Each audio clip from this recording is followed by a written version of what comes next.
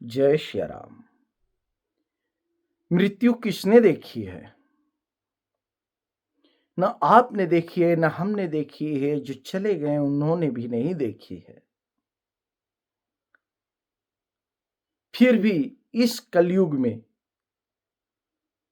मनुष्य जो है सारा कार्य को सर्वप्रथम समझता है, परंतु जब भक्ति का नंबर आता है तो कहता है मैं बुढ़ापे में भक्ति करूंगा। अभी ये उम्र भक्ति करने के लिए नहीं है, ये उम्र तो आराम करने के लिए है, खेलने कूदने के लिए है। भक्ति करने की उम्र नहीं है अभी हमारी। मैं मानता हूं ये उम्र जो है खेलने कूदने के लिए, आराम करने के लिए है, परंतु ये भी सोचने की बात है कि बुढ़ापा किसने देखी है?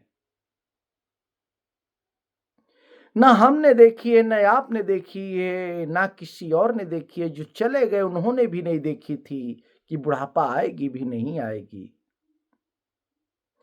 किसी को किसी व्यक्ति को किसी एक ज्योतिष ने बता दिया कि आपका उम्र तो है 80 वर्ष, अभी और 40 वर्ष आप जिएंगे।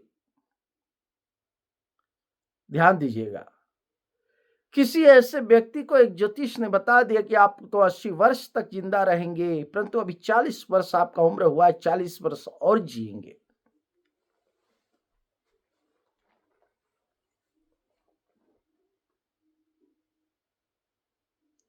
तो उस व्यक्ति ने कहा कि ये 40 वर्ष और जीऊंगा। उस ज्योतिष ने कहा कि हाँ बिल्कुल आप 40 वर्ष और जिएंगे।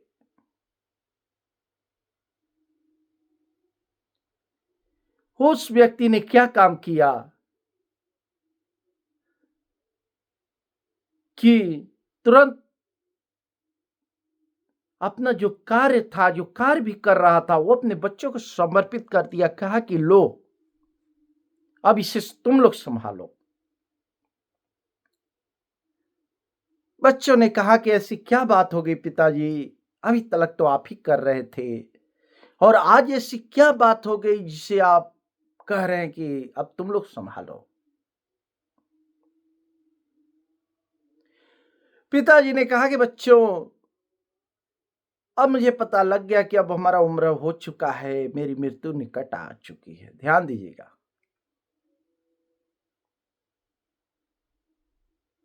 बच्चों ने कहा कि पिताजी ऐसा नहीं होता है, अभी तो उम्र आपकी बहुत है। आप कह रहे हैं 80 वर्ष है, तो अभी तो 40 वर्ष तक आप जिंदा रहेंगे। तो 40 वर्ष तक अभी आप संघर्ष करते रहिए।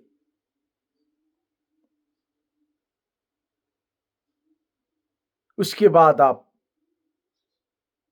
जब आपको लगे कि आपका मतलब 40वां वर्ष आप पूरे होने वाले हैं, तो उस समय आप आराम करने लगिएगा, भगवान की भक्ति करने लगिएगा।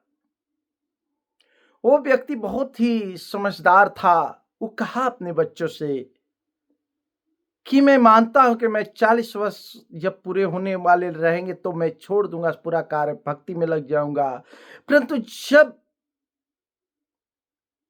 40 वर्ष पूरे होने वाले होंगे तो उस समय मृत्यु का डर सताएगी।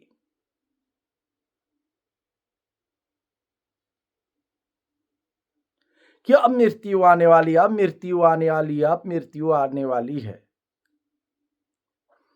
उसका भय हमारे अंदर रहेगा। और दूसरा भय जो रहेगा हमारे अंदर कि हमने कोई ऐसा कार्य नहीं किया, ईश्वर की भक्ति नहीं की, ईश्वर का ध्यान नहीं दिया, ईश्वर का पूजा नहीं किया, अब मैं वहां जाके क्या जवाब दूंगा। उस व्यक्ति ने कहा अपने बच्चों से, मैं मानता हूं कि मैं 40 वर्ष होते होते ये सब कुछ त्याग दूंगा, परंतु उस समय करूंगा क्या? मेरा मन जो है अभी और इस संसार में चला जाएगा। क्योंकि जब हम शुरू से ही संसार में रम रहे हैं, संसार की बातें कर रहे हैं, संसार के बारे में सोच रहे हैं, तो अंत में क्या आएगा? तो संसार की बातें आएंगी मन में।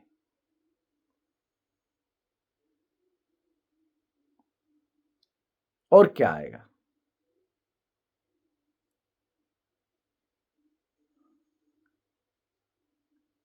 एक सेठ था जो बहुत कंजूस था। वो एक एक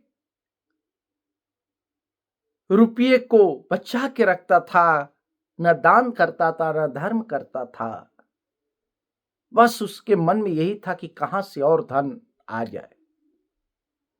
अंत में जब वो मरने लगा, कंजूस तो था ही, जब वो मृत्यु की शैया पर लेटने ही वाला था, तो उस समय उसके बच्चों ने उसको घेर रखा था। उसके बच्चे 4 थे, चारों बच्चों ने उसको घेर रखा था। वो बुजुर्ग व्यक्ति मरते मरते इशारा कर रहा है, हाथ दिखा रहा है, ऐसे ऐसे कर रहा है। क्योंकि जब मनुष्य मरने को का समय आता है, मृत्यु का समय आता है, उस समय वो बोल नहीं पाता है। वो बुजुर्ग व्यक्ति बोल नहीं पा रहा था, बनिया था ही, और ऐसे ऐसे इशारा कर रहा था। तो उसके बच्चों ने ये समझा कि लगता है कि मेरे पिताजी को कुछ खजाना कहीं गाड़ रखे हैं। कंजूस कंजूस तो थे ही, लगता है कि कुछ कहीं गाड़ रखे हैं, बोल नहीं पा रहे, इशारा कर रहे हैं। बच्चों ने क्या काम किया कि तुरंत ऐसे डॉक्टर को बुलाया। डॉक्टर को बुलाकर कहा कि डॉक्टर साहब, चाहे जितना चाहे फीस ले लेना, परंतु मेरे पिताजी के लिए क्षण भर के लिए बुलवा दो।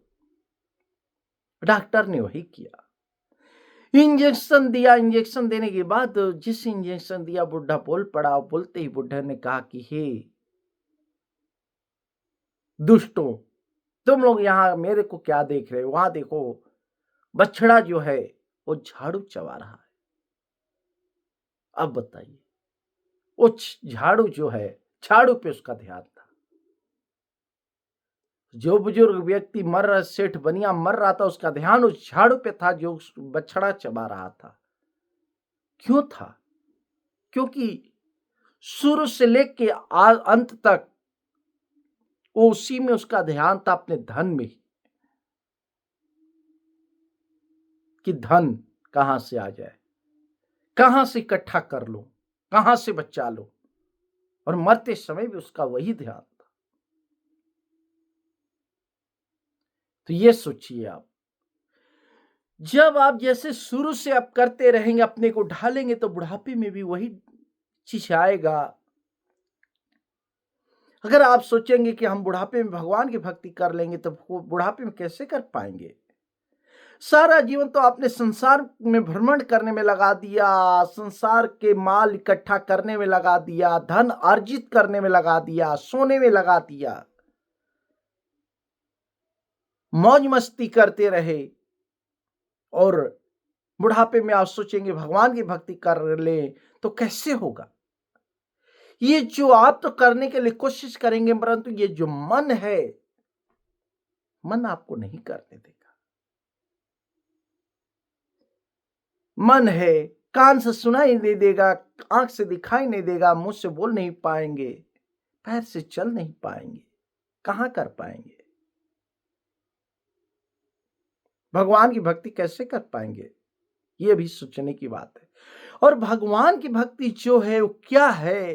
तो भगवान की भक्ति एक नींव है। नींव किसका? तो इस संसार की बोझ जो उठाया वो क्या है? तो भगवान की भक्ति की है। भगवान की भक्ति ने ही संसार का बोझ उठाया है। सिर्फ 20% जो पुण्य कर रहे हैं, उन्हीं के ऊपर ये धरती टिकी हुई है।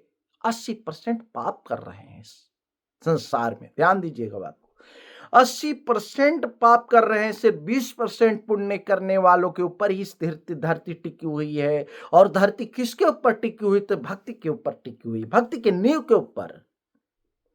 भक्ति की नींव मजबूत रहेगा तो संसार रहेगा। भक्ति का नींव कमजोर हो जाएगा तो संसार धराम से गिर जाएगा। ध्यान दीजिएगा, भगवान समभाव सबको देखते हैं, क्या ऊंच क्या नीच, क्या अमीर क्या गरीब, कुछ भी नहीं देखते। भगवान देते हैं तो सबको बराबर देते हैं। परंतु मनुष्य का कुछ कर्तव्य बनता है, जब आप भगवान का इतना कुछ लेते हैं, तो आप भगवान के लिए तो कुछ तो करिए। कोई व्यक्ति आपके लिए कुछ करता है तो उसको आप 10 बार उसका हाथ जोड़ते हैं, मिन्नतें करते हैं और भगवान ने आपको सब कुछ दे दिया है, शक्ति दी है। आपके अंदर जो शक्ति है वो कहां से आई है? दाल चावल खाने से शक्ति नहीं मिलती है। दाल चावल तो आप इसलिए खाते हैं शरीर के पोषण के लिए, परंतु ये जो शक्ति आ रही है, देखने की शक्ति, बोलने की शक्ति, सुनने की शक्ति कहां से आ रही है? कभी ध्यान देकर देखिए। ये शक्ति जो है हमें कहां से मिलती है? ईश्वर की दी हुई शक्ति है। ये जो हमारे अंदर आत्मा वो निकल जाती है तो हमारा शरीर जो अचेत पड़ जाता है, बिल्कुल मुर्दा पड़ जाता है, कोई काम का नहीं रहता। लोग उसे तुरंत बाहर निकालने की कोशिश करते हैं, बोलते हैं इसको निकालो, शमशान घाट में ले जाओ। क्यों कहते हैं? जब आत्मा निकल जाती है, आत्मा क्या है? आत्मा परमात्मा का ही अंश है। उस आत्मा की वजह से आपको शक्ति मिली है। और आत्मा क्या? तो आत्मा ही परमात्मा के अंश है। आत्मा की वजह से आप देख रहे हैं, सुन रहे हैं, बोल रहे हैं। जब आत्मा निकल जाती है तो आप अचेत हो जाते हैं, आपका शरीर कोई काम की नहीं होती है। तो क्या मनुष्य का कर्तव्य एक ही बनता है कि हम ईश्वर की भक्ति, ईश्वर की पूजा, ईश्वर की वंदन, ईश्वर की सेवा करें।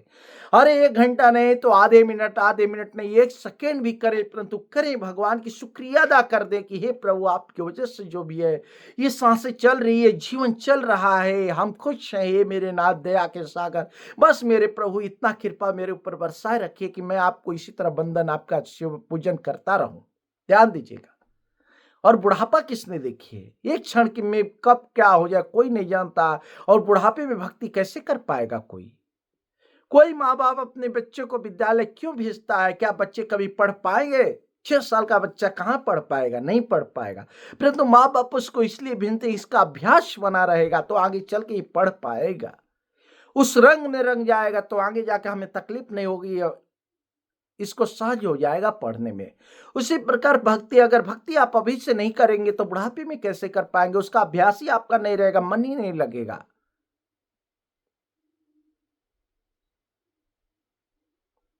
ये कहना है मुझे। इसलिए भक्ति को आप सर्वप्रथम रखिए। सर्वप्रथम आप भक्ति को रखेंगे तो आपके अंदर से मजबूती आएगी, शक्ति मिलेगी, तो आप कोई कार्य कर पाएंगे। बस मुझे इतना ही कहना है। जय श्री राम।